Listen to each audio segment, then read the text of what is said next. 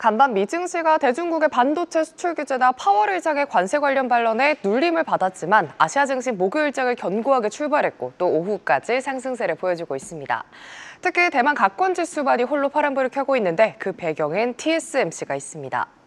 대중국 수출 규제와 관세로 인해 대만 TSMC의 최대 고객사인 엔비디아와 애플이 타격받자 TSMC가 하락하면서 지수까지 밀리는 모습입니다.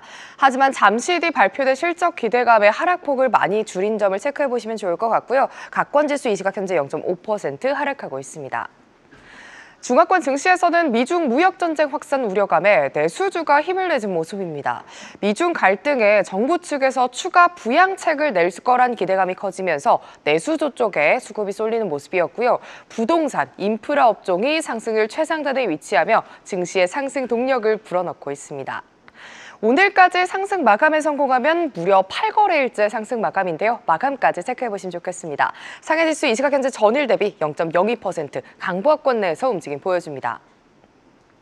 한편 이복현 금감원장이 홍콩과 중국 금융당국 수장을 만나 자본시장 선진화를 위한 협력 강화 방안을 논의했습니다. 홍콩 증권선물위원회 CEO가 이와 관련해서 긍정적 의견을 발표하기도 했는데요. 이 가운데 항생지수 역시 중국 증시와 마찬가지로 내수주들이 내수 부양 그리고 기술 자리 기대감에 상승세를 보이고 있습니다. 항생지수는 어제의 하락분을 거의 회복하는 모습이고요. 이 시각 현재 1.3% 하락하면서 21,346포인트 지나가고 있습니다. 일본 증시는 엔화 약세에 힘입어 오후장 들어서 상승폭을 키워나가는 모습입니다. 트럼프 대통령과 일본 대표단의 무역 협상을 앞두고 협상 타결에 대한 기대 심리가 높아지고 있는데요. 이에 달러 대비 엔화 가치가 약세를 보이면서 시총 상위 종목의 주가는 물론 지수까지 밀어올리는 모습입니다. 현재 니케 지수는 고점 부근에서 움직이는 모습이고요. 장중 34,200포인트 상회를 힘쓰고 있습니다. 베트남에선 한국과의 경제 협력, 또 양국 간의 관계 발전에 대한 논의를 확대한다는 소식이 들려왔습니다. 어제부터 한국과 베트남 외교장관 간의 대화가 이뤄졌는데 이번 회담에서는 원전, 고속철도 등 대규모 인프라 관련 전략적 협력을 확대하겠다는 의지를 다시금 확인했습니다. 하지만 호치민 VN 지수는 장중 상승 전환에 성공하나 싶었지만 빈집 수급으로 인해 다시금 하락불을 켜는 모습인데요. 그래도 1,200포인트 지지해주면서 0.6% 하락하고 있습니다. 지금까지 아시아 주요 증시 시황 전해드렸습니다. 네, 인도 시장 상황 얘기 들어보겠습니다. 미래에셋 자산운용 인도법인 권태환 이사 전화로 연결돼 있습니다. 이사님 안녕하십니까? 네, 안녕하십니까. 권태환입니다. 네, 인도 3월 CPI가요 3.34%, 5년 7개월 만에 가장 낮은 수준까지 떨어졌다라고 하는데 이 금리 인하가 한결 수월해졌다 이런 평가가 나온다면서요? 네, 맞습니다. 금리 CPI 물가 지표가 5년 7개월 만에 가장 낮게 나온 것은 인도 경제에 매우 긍정적인 신호라고 볼 수 있는데요. 인도 중앙은행 인플레이션 목표 범위가 2%에서 6% 사이 컴포트존으로 이제 정해져 있는데 거기에 이제 하단에 안착한 수치로 볼 수 있습니다. 그렇기 때문에 이제 통화 정책의 유연성을 크게 강화한 것으로 볼 수가 있을 것 같고요.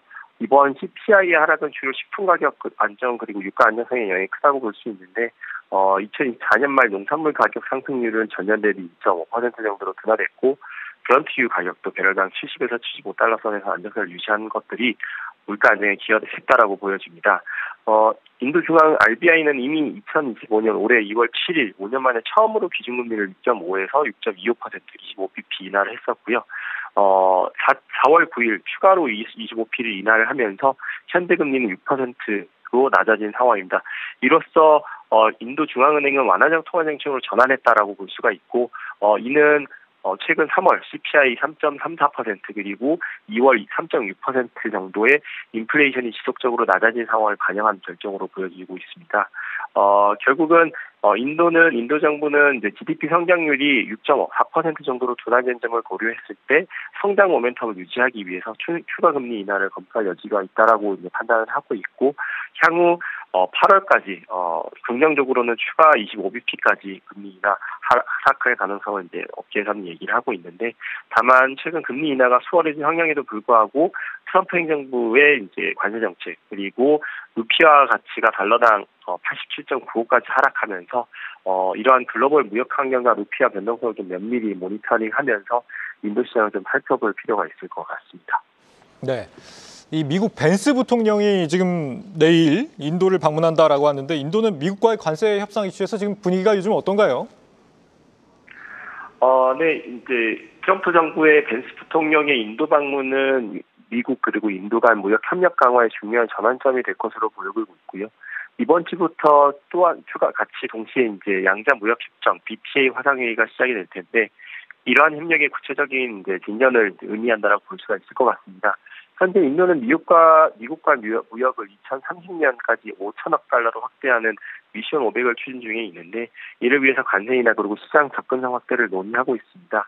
그리고 예를 들어서 인도는 미국산 에탄올, 액기화학가스 LPG라고 하는 이제 것에 대한 2.5%의 수입세를 철폐하는 방안을 검토하고 있고, 이는 에너지 수입의 다변화 그리고 무역 불균형 해소를 위한 전략의 일환이라고 볼 수가 있을 것 같습니다. 그리고 2025년, 26년 연방 예산에는 산업용품에 대한 관세 구조를 간소화하고 36종에 해당하는 생명 부유액에 대한 기본 관세를 면제하는 등 국내 제조업과 수출 촉진을 위한 조치들이 포함되어 있기 때문에 이러한 이제 인도의 메이크 인 인디아 전략과 부합하는과 동시에 무역 협상에서 유리한 입지를 확보하는 데 어느 정도 기여하는 것으로 볼 수가 있을 것 같습니다.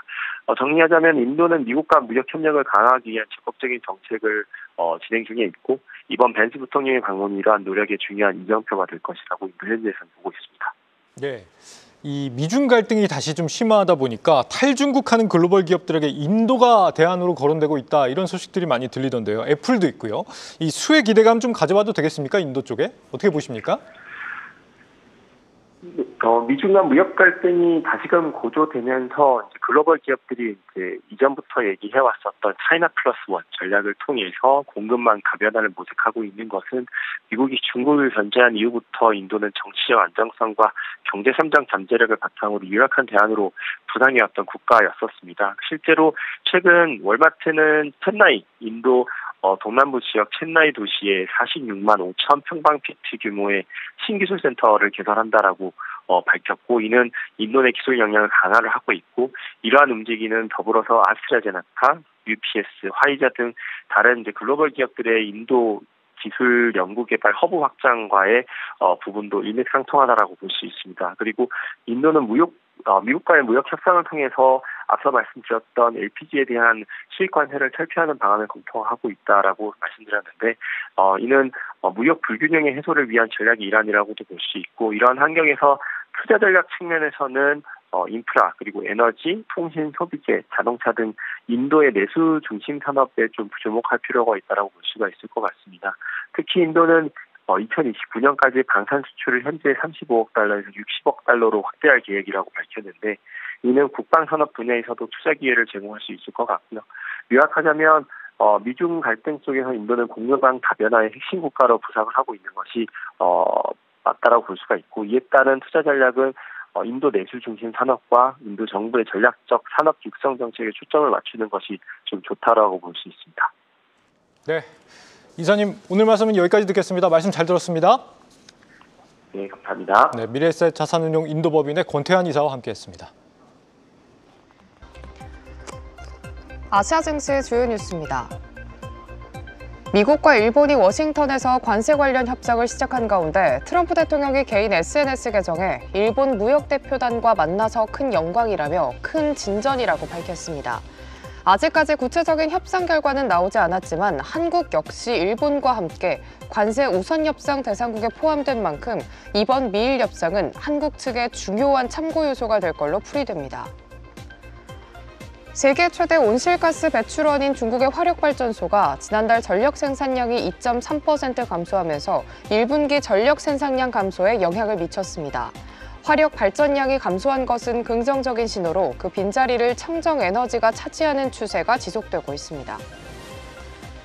미국의 관세 인상을 앞두고 호주의 3분기 실업률이 소폭 상승하고 고용 증가율이 예상치를 하회했습니다. 해당 데이터를 통해 미국의 관세 영향이 나타나기 전부터 호주 노동시장이 약간 후퇴했음을 확인했다며 우려의 목소리가 높아지고 있습니다. 뉴질랜드 1분기 소비자 물가지수가 전년 동기 대비 2.5% 상승하면서 예상치를 상회했습니다.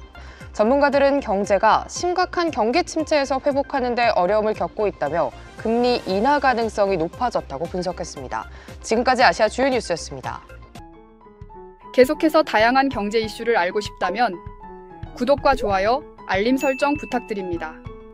AI 캐스터 권미정이었습니다.